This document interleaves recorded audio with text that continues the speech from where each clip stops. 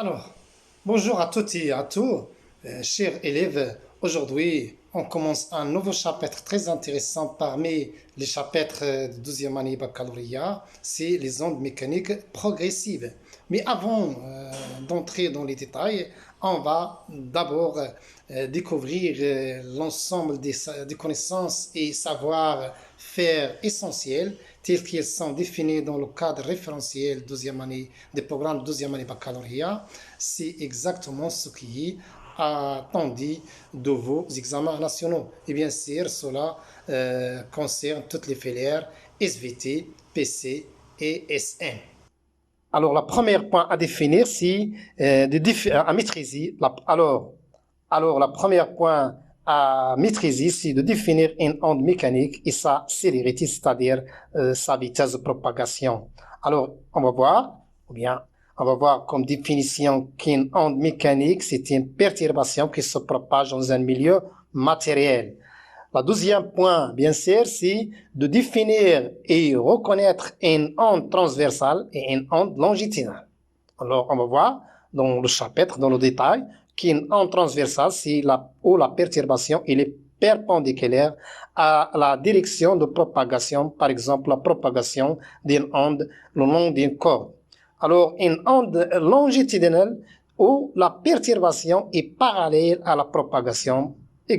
Par exemple, la propagation d'une onde dans la propagation du son dans l'air. Le troisième point à définir, à maîtriser, c'est de définir une onde progressive. C'est tout simplement une onde qui transporte une perturbation d'un point à l'autre avec une certaine vitesse. Le quatrième point, bien sûr, à maîtriser, c'est de connaître et exploiter les propriétés générales d'une onde mécanique. La première propriété, bien sûr, qu'une onde transporte de l'énergie sans transport de matière.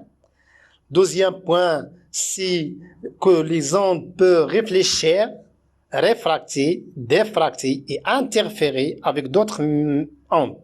Mais dans ce chapitre, notre objectif seulement, c'est d'étudier le phénomène de réfraction. On va voir tout ça dans le chapitre par la suite. Et bien sûr, attention, dans certains milieux où la vitesse dépend de la fréquence, on parle de ce qu'on appelle le phénomène de dispersion. Alors, autre point à connaître, c'est de connaître la relation entre l'élongation d'un point du milieu de propagation et l'élongation de la source qui se modélise par cette expression-ci. L'élongation au point M de t est égale à l'élongation de la source à l'instant t moins le retard temps. On va définir bien sûr le retard temporel par la suite. Et bien sûr, autre point important, c'est d'exploiter la relation entre le retard temporel, la distance et la célérité. Et la célérité, bien sûr, tout ça peut regrouper dans une expression qui est très simple, c'est que la vitesse est égale à la distance divisée par le temps.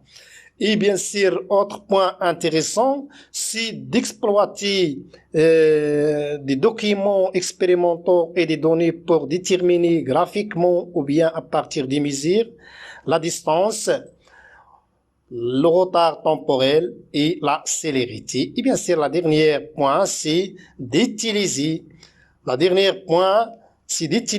ou bien proposer le schéma d'un montage expérimental permettant la mesure du retard temporel ou de déterminer la célérité lors de la propagation d'une onde, soit par exemple à partir de micros reliés par un oscilloscope pour mesurer la vitesse du son, ou bien en utilisant des capteurs sur une corde pour voir le décalage de l'onde. Voilà l'essentiel et les connaissances et les savoir-faire exigibles.